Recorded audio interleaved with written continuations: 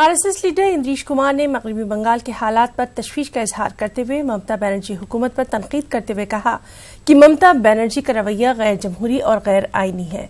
इंद्रीश कुमार ने कहा कि ममता बनर्जी को अपने खराब रवैये की बिना पर बंगाल और मुल्क की आवाम से माफी मांगनी चाहिए।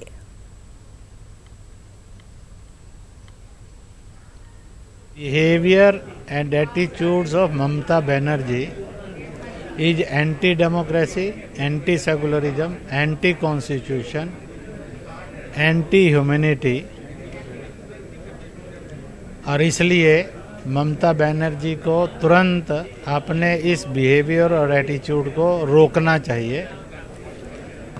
ये शेमफुल है और उसने ऐसे किए गए व्यवहार के लिए बंगाल की जनता से और देश की जनता से माफ़ी मांगनी चाहिए।